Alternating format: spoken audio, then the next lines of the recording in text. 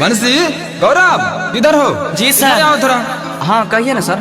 देखो पूरे देश में कोरोना का कहर बढ़ता जा रहा है। हम कुछ दिन के लिए फैक्ट्री बंद कर रहे हैं। क्या? तुम लोग ऐसा करो कि अपने अपने गांव चले जाओ। जैसे ही लॉकडाउन खुलेगा वैसे ही तुम लोगों को वापस बुला लेंगे। अरे सर ऐसा मत कीजिए सर, हमारा परिवार भूखले मर जाएगा। हे भैया समझाओ न तो कनी। देखिए सर, हम आपको हाथ जोड़ कर कहते हैं, पिछले बार भी आए थे आप सब भगा दिए।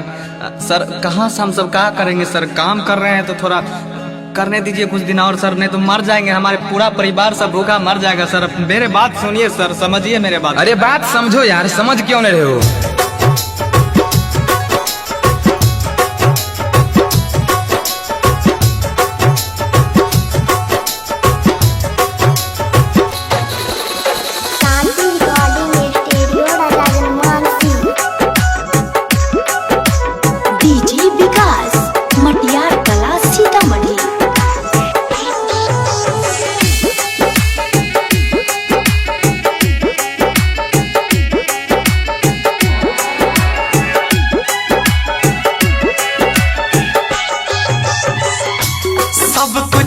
बंद भेल जाइ छै कोना कोना से, सब कुछ बंद भेल जाइ छै कोना कोना से।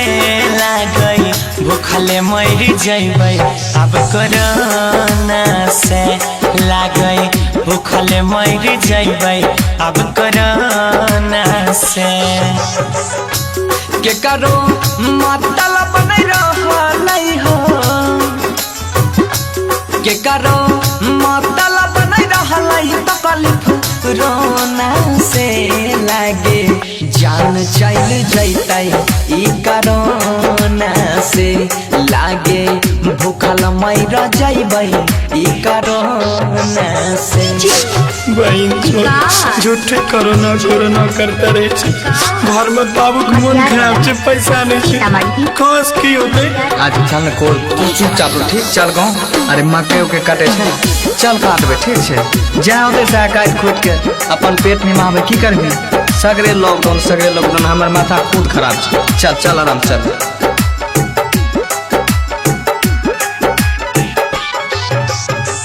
ढेर दिन के बाद करे आइली रही काम हो, कुछो नहीं कमलिए उलटे घूम के जाइ छी गाम हो।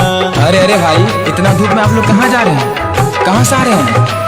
हाँ ढेर दिन के बाद करे आइल री है काम हो, कुछो नहीं कमलिए घूर के जाइ छियै गाम हो।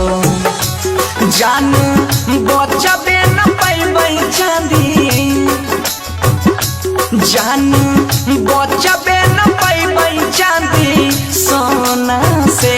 लागै जान चल जैतै ई कोरोना से, लागै भूखले मर जइबै अब कोरोना से। जहाँ देखो तो झाड़ी लगाइए, घर में रहिए, गरीब के गुजारा केना होते तो ध्यान से। अरे पागल छोड़ लो, तो काफी टेंशन लीजिए। चल चल, अरे सब भगवान के ऊपर छोड़ दे। विकास मटियार कला सीतामढ़ी, मटियार कला सीतामढ़ी।